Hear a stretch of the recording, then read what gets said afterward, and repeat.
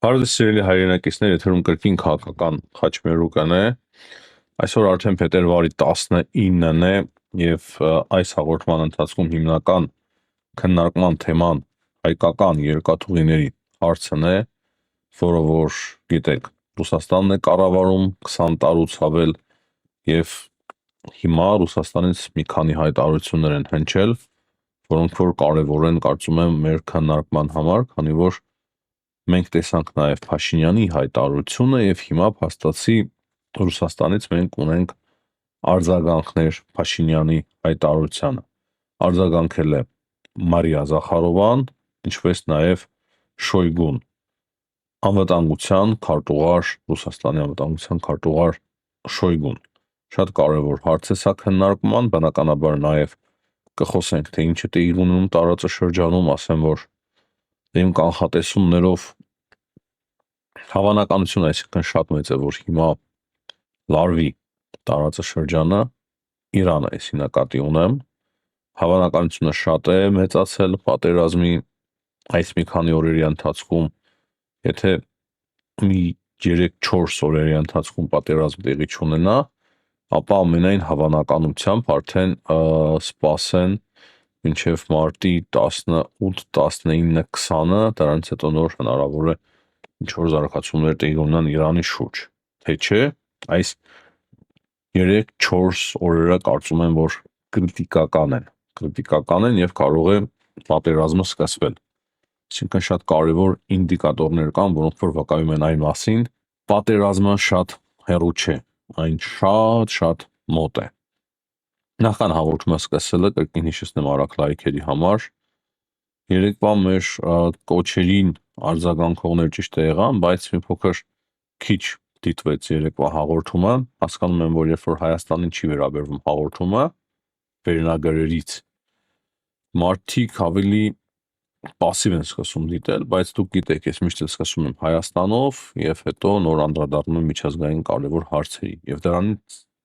եւ դրա համար անկախ նրանից թե ինչ վերնագիր եք տեսնում, ես չեմ կարող մի 4 վերնագիր միանգամից դնել մեկ հաղորդման տակ, դրա համար էլ կարևոր է, որ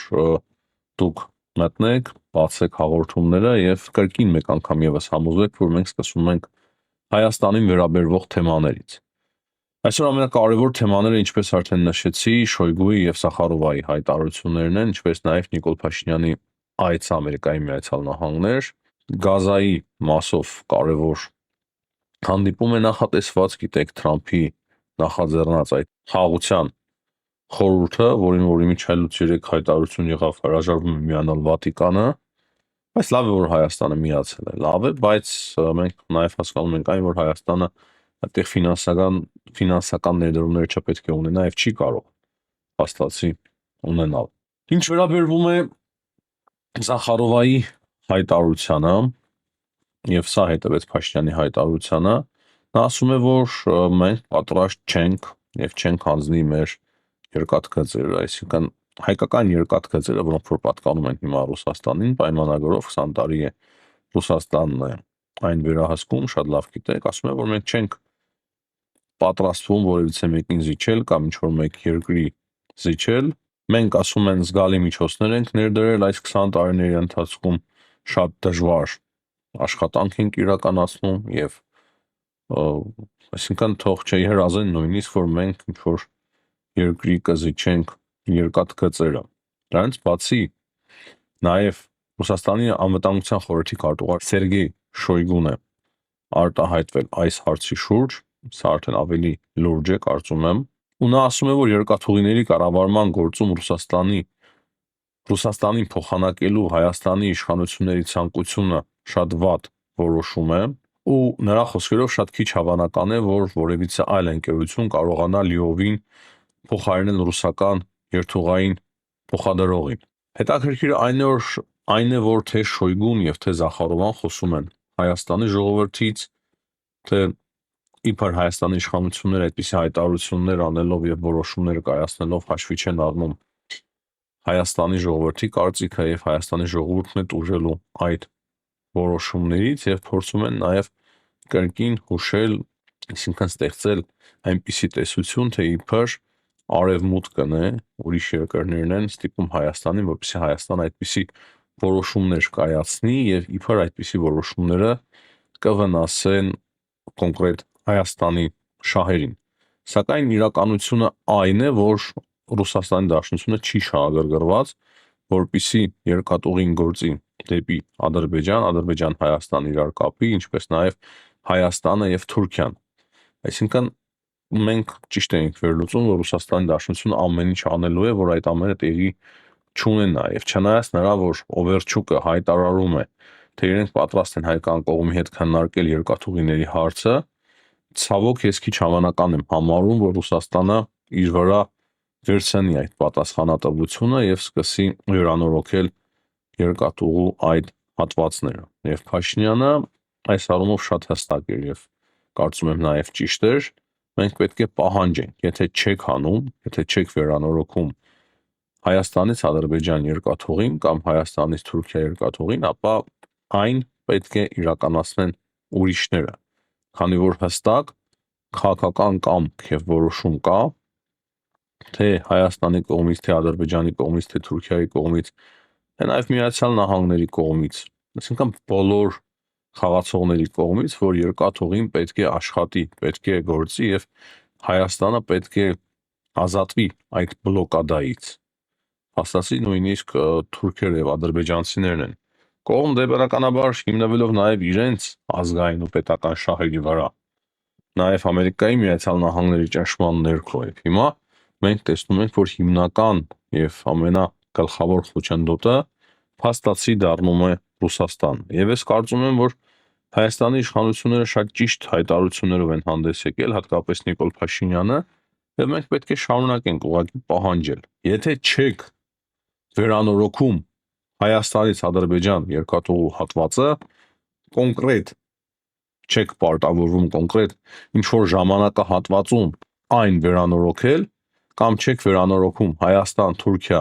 երկաթգիծը կոնկրետ ժամանակահատվածում, ապա բնականաբար այն պետք է վերցվի Ռուսաստանի ձեռքից եւ տրվի նրանց, ովքեր որ դա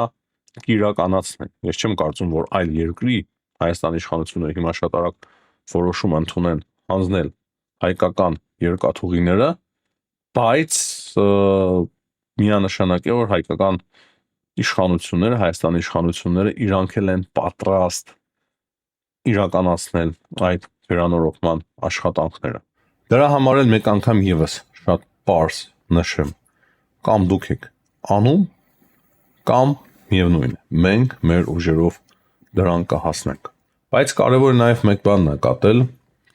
որի մասին եւս քանի օր է խոսում եմ, հատկապես JD Vance-ի այցից հետո։ JD Vance-ի այցից հետո Հայաստան մի քանի օր կարծես Ռուսաստանը շոկի մեջ էր, նախ չէին կարող հայտարարություններ անել, հետո տեսանք շատ դրական, զարմանալիորեն հայտարարություններ եւ դրան հետևեց արդեն կայծակնային արագությամբ բացասական հայտարարություններ տարբեր տեղերից, էլի չհիշատակեմ, թե որտեղից ինչպես։ Հիմա մենք տեսնում ենք դրա շարունակությունը, այսինքն արդեն երկաթգծերի մասով են արտահայտություններ արվում, հայտարարություններ հնչում, ընդհանուր առմամբ տեսնում եմ լարվածություն հայ-ռուսական հարաբերությունների մեջ, նոր տենդենց լարվածության հայ-ռուսական հարաբերությունների մեջ։ Հիմա շատ կարևոր է հասկանալ, թե ում է այն ձեռնտու։ Ես չեմ տեսնում հայկական կողմից պաշտոնական որևիցե թթու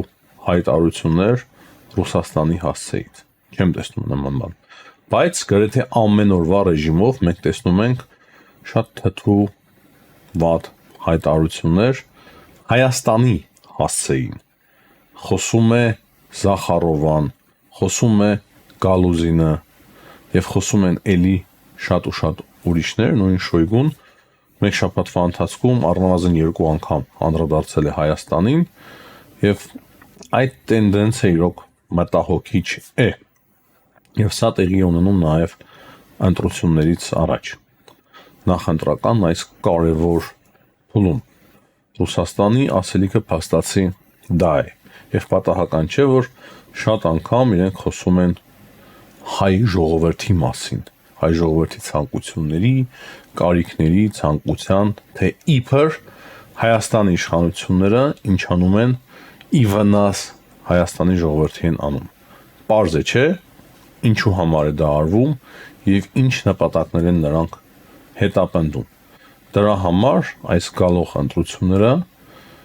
չափազանց կարևոր են։ Ամեն ինչ, ամեն մի արտահայտություն Ռուսաստանից, ամեն մի հայտարարություն հուշում է մեզ այն, որ չափազանց կարևոր եւ վճռորոշ ընտրություններ են լինելու Հայաստանում այս տարվա խորհրդարանական ընտրությունները։ Հիմա խոսենք, թե ինչ է տեղի ունենում աշխարհում, հատկապես մեր տարածաշրջանում։ Շատ հետաքրքիր հոդված է գրել Axios-ը եւ փաստացի իրենք ասում են, որ շատ է մեծացել պատերազմի հավանականությունը Մերձավոր Արևելքում ընդդեմ Իրանի։ Axios-ի տեղեկություններով այն հնարավոր լիներ շատ ավելի լայնածավալ, շատ երկարատև, շաբաթների երկարության մասին է խոսքը, այսինքն եթե նախկինում Ամերիկայի Միացյալ Նահանգները ընդամենը մեկ հարված հասցրեց Իրանին եւ հիմնական պատերազմը Իրանի եւ Իսրայելի միջեւ էր, ապա այս անգամ Ամերիկայի Միացյալ Նահանգները շաբաթների ընթացքում պետք է հասնի նրան, որ Իրանում իշխանափոխություն տեղի ունենա եւ դրա համար շատ լուրջ միջոցներ է կենտրոնացրել Մերձավոր Արևելքում։ Fox News-ն էլ տեղեկացնում է, որ Ամերիկայի Միացյալ Նահանգները հաստատի վերջնագիր են ներկայացրել Իրանին եւ պահանջել են, որպեսզի այն ոչնչացնի իր ատոմային ծրագիրը։ Հակառակ դեպքում Իրանը կբախվի շատ լուրջ խնդրի, այսինքն Ամերիկայի Միացյալ Նահանգների ռազմական ուժին է բախվելու Իրանը։ Դրանից բացի մենք ունենք նաև Թրամփի հայտարարությունը եւ նա ասում է, որ իրանական ռեժիմը ստաբիլ չէ եւ չափազանց վտանգավոր է եւ այն կարող է նույնիսկ հարված հասցնել իրենց դաշնակից Միացյալ Թագավորությանը, ինչպես նաև այլ ուրիշ բարեկամ երկրներին։ Եվ արդեն որ պատերազմը շատ մոտ է, վկայում է այն, որ օրինակի համար Իսրայելում համար 1 բարձր պատրաստվածության է բերվել զորքը, ինչպես նաև հրկարարական ծառայությունները բերվել են շատ բարձր պատրաստվածության եւ հստակ հրահանգ է եղել, որ պատրաստ եղեք պատերազմի։ Այսինքն Իսրայելում շատ հստակ եւ բաց ասում են իրենց հրկարար ծառայությանը, ինչպես նաև զինվորականներին, որ սկսվում է մեծ պատերազմ Մերձավոր Արևելքում։ Դրանից բացի կան հեղինակավոր պարբերականների հրապարակումներ, որ արդեն այս շաբաթ կիրակի օրերը, հանգստյան օրերին շատ մեծ է հավանականությունը նրա, որ պատերազմը սկսվի։ Շատ մեծ է։ Մենք խոսել ենք այն մասին, որ մահմերականների համար շատ կարևոր հիմա տոնական ամիս է եւ արաբական երկրները խնդրել են Դոնալդ Թրամփին, այդպիսի տեղեկություններ կա, որ այս 1 ամիսների ընթացքում Թրամփը ձեռն պահմանա ռազմական գործողություններից, չսկսի ռազմական գործողություններ, բայց ես համոզված չեմ դրանում, ինչպես համոզված չի, այնպես էլ հիմա էլ համոզված չեմ, եւ ես էլ կարծում եմ, որ հավանականությունը շատ մեծ է, որ այս մի քանի օրերի ընթացքում արդեն կոնկրետ ռազմական գործողությունների մենք ականատես լինենք։ Եթե այս 4-5 օրերի ընթացքում մենք չտեսնենք ռազմական գործողություններ ընդդեմ Իրանի, ապա արդեն հավանականությունը շատ մեծ է, որ իրադարձությունները կզարգանան մոտավորապես մարտի 20-ի կողմեր, այսինքն 1 ամսից, 1 ամսով այն կարող է հետաձգվել, բայց ինչպես նշեցի, հիմա ավելի շատ եմ տեսնում պատերազմի հավանականությունը։ Ռուս-ուկրաինական բանակցություններից Ամերիկայի Միացյալ Նահանգների միջնորդությամբ էլի շատ մանրամասն տեղեկություններ չունենք, տեսնում ենք Զելենսկիի հայտարարությունները եւ ենթադրություններ են քանում նրա հայտարարություններից որոշ ենթադրություններ։ New York Times-ը օրինակի համար նաեւ ասում է, թե բանակցությունների ընթացքում հիմնականում քննարկվում է, որ Դոնբասը հռչակվի այնպիսի գոտի, որտեղ որ չեն լինի ոչ ռուսական, ոչ ուկրաինական զորքեր, ռուսական կողմը փորձում է պատմական ինչ որ հղումներ անել պատմության վրա եւ Զելենսկին ասում է, որ ինքը զզվել է այդ հղումներից ռուսական կողմի եւ իր խոսքերով ինքը ավելի լավ է ծանոթ պատմության, ոչ պակաս, քան Վլադիմիր Պուտինը, ինչը եւս վկայում է այն մասին, թե Ռուսաստանը փորձում է պատմականորեն նաեւ հիմնավորել, թե Դոնբասը իրենն է, Ղրիմը իրենն է եւ այդպես շարունակ։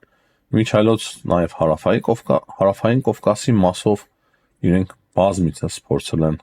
հիմնավորել, թե իրենցն է հարավային Կովկասը եւ ռուսները մտել են հարավային Կովկաս,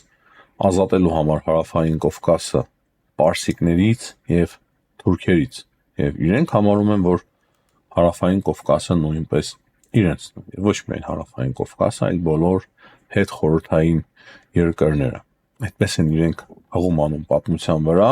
եւ դա իրենց ամենակարևոր փաստարկը։ Հիմնականում այսքանը, սիրելի հայրենակիցներ, հաջողություն եմ մաղթում բոլորին, ցտեսություն, կհանդիպենք։